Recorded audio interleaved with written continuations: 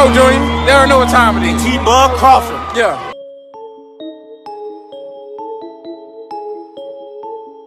So we finally got sight of Errol Spence Jr. Finally got word from the big fish. So you know your boy Bushido had to drop another video. The big fish compares himself to Tim Duncan. Now, this is something that I've said a year ago, right? I shared the video in the community tab. I mean, come on, right? He said that he's like Tim Duncan of boxing. And really he is. And the OG Drico Bay said this as well. He's like the Tim Duncan of boxing. And Errol Spence himself says it. He compares Crawford to more like Garnett. Check it out. What put you over the top in this fight? I feel like I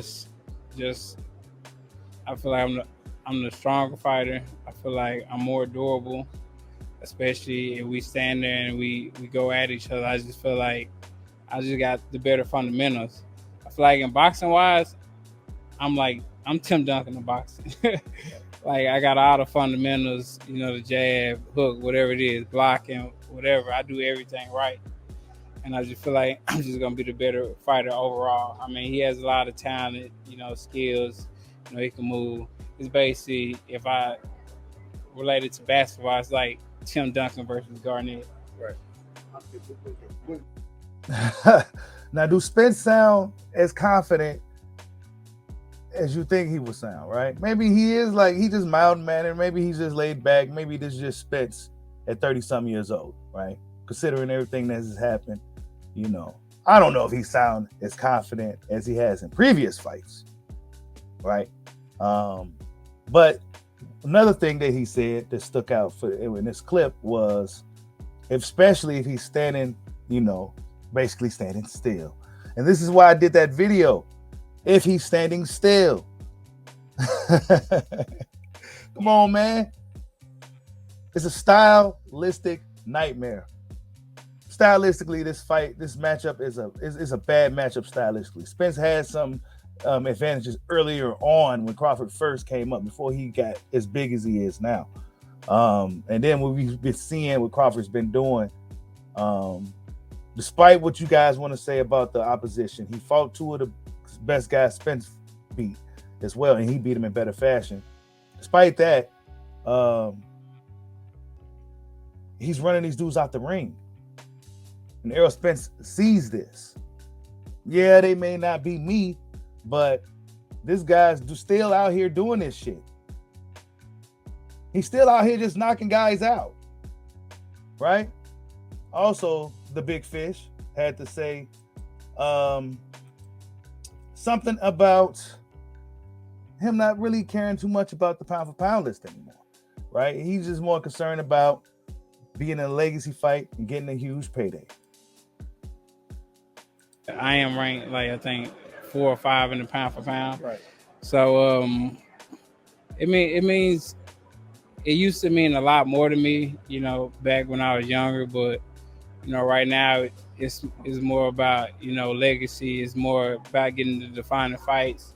It's more about, getting a huge payday. Because at the end of the day, you see a lot of fighters, even in the Hall of Fame, 99% of these fighters in the Hall of Fame, either they died broke or they were broke when they got into the Hall of Fame. So with me, it's all about, financial literacy and just making sure that I'm 100% on point with my financials. So when it's all said and done, I can retire peacefully, still be able to take care of my kids, and still be able to do the things that I've been doing while I'm boxing. I can do it after boxing.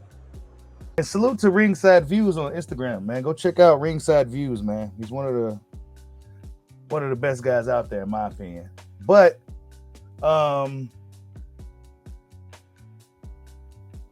Errol Spence, what is the game plan, right? Especially if he's standing still. I don't know, right? Like the thing with Terence Crawford is that you just don't know what type of approach he's going to bring. Why? Because he's sitting there trying to adapt to what you're doing, right? And I feel like a style like Sean Porter is a lot more complicated than a style like Errol Spence, which is very, very fundamentally sound. Why? He's very good at the fundamentals. he's in there with a very dynamic guy, a guy that's more dynamic than anybody he's fought, a guy that's that they consider the best, a guy that they consider possible generational type talent, and Terence Crawford. So Errol Spence has a huge task ahead of him, July 29th, right? Contrary to what they say, it's more of a 50-50 fight. I mean, we go see, right? I mean, I think it has to play a certain way for it to be that type of style fight. It had to be like a fight in order for it to be a 50-50 fight. Because if this is it's just if it's a match, a boxing match that can go any type of way, and you got a guy like Crawford who can do a variety of different things in there, yeah, man, Spence got a tall task at hand. But yeah, that was his thoughts on it. Tim Duncan, Kevin Garnett, your boy Bushido said this a while ago. And in regards to the Tim Duncan thing, he is like the Tim Duncan of boxing. Very basic, very fundamentally sound. Even in the way he looks, like it's just like a really monotone look. Like he just kind of, So yeah, and they from they in Texas or whatever, right? Tim Duncan's not from Texas, but he played for San Antonio. But yeah, there's a lot of comparisons. That's funny. But Errol Spence, man, he's out here doing his rounds. I don't know if he sounds as confident as he has in previous fights, but he's 30-some years old now. He don't need to be doing all that crazy stuff that he was doing on the camera. Anyway, this is the old Errol Spence that I remember from back in the day when he first kind of came around, actually. So yeah, Errol Spence Jr., we gonna see. This is his first really interview out here talking about the fight. And yeah, man, we gonna see what happens. Like, subscribe, holla at your boy. Peace out.